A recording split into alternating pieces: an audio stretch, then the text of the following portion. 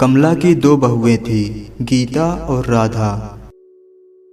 कमला जितना शांत स्वभाव की थी, उसकी दोनों बहुएं उतना ही टेढ़ी किस्म की थी। ऐसा कोई भी दिन नहीं था जब ये देवरानी जेठानी में कोई लड़ाई ना होती हो।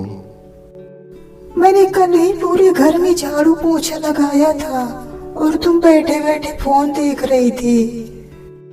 हाँ, तो तुम ऐसे बोल रही हो जैसे मैं तो कुछ करती ही नहीं हूँ। परसों मैं भी तो पूरे घर की साफ सफाई की थी ना। अरे क्या हो गया, क्यों लड़ रही हो? देखिए ना मम्मी जी, दीदी बोल रही है कि तू काम नहीं करती है और दिन भर फोन चलाती रहती है। आप ही बताइए, मैं क्या फोन चलाती हूँ दिन भर? अरे मैंने ऐसा तो नहीं बोला था, लेकिन ये भी तो तुम सच ही बोल रही हो।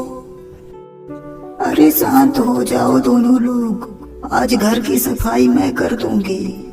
हो गया ना, अब जाओ तुम लोग। फिर दोनों बहुएं अपने अपने कमरे चली गई और कमला पूरे घर की सफाई करने लगी। सफाई करने के बाद वो एक जगह बैठ गई और अब अपनी बहू से बोली, अरे बहू, एक कप चाय तो पिला दो। कुछ देर तक तो घर में शांति बनी रही, लेकिन कुछ समय के बाद गीता और राधा दोनों फिर से लड़ने लगी और ये लड़ाई चाय बनाने के लिए हो रही थी। कमला ने जब उनकी आवाज सुनी तो वो फिर से उन दोनों के पास आई और उन दोनों को समझाने लगी, लेकिन वो दोनों तो कोई बात समझने को तैयार ही नहीं थी। तभी फिर कमला ने कहा, कोई बात नहीं, तुम लोग जाओ, मैं अपने से अपने लिए चाय बना लूंगी। फिर दोनों बहुएं अपने अपने कमरे चली गई और कमला इधर उदास हो गई थी। लेकिन कमला कुछ सोच रही थी कि कैसे इन दोनों का झगड़ा कम किया जाए। तभी कमला के मन में एक विचार आया और वो भी अब वहां से चली गई।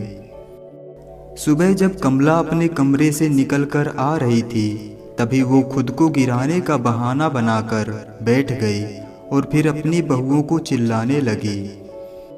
तभी फिर दोनों बहुएं अपने अपने कमरे से बाहर आई और कमला की हालत देखकर तुरंत उसे उठाकर कुर्सी में बैठाने लगी।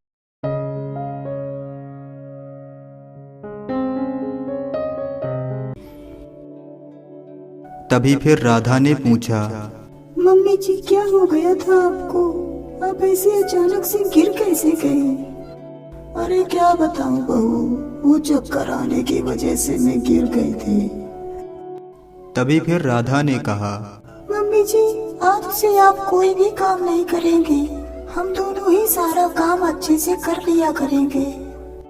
गीता ने कहा, हाँ मम्मी जी, राधा बिल्कुल ठीक कह रही है, हम दोनों घर का सारा काम मिल बांट कर लिया करेंगे और आज से आपको कोई भी झगड़ा सुनने को नहीं मिलेगा। इतना सुनते ही कमला मन ही मन बहुत खुश हो गई और अगले दिन से फिर राधा और गीता दोनों मिल बांट कर काम करने लगी थी।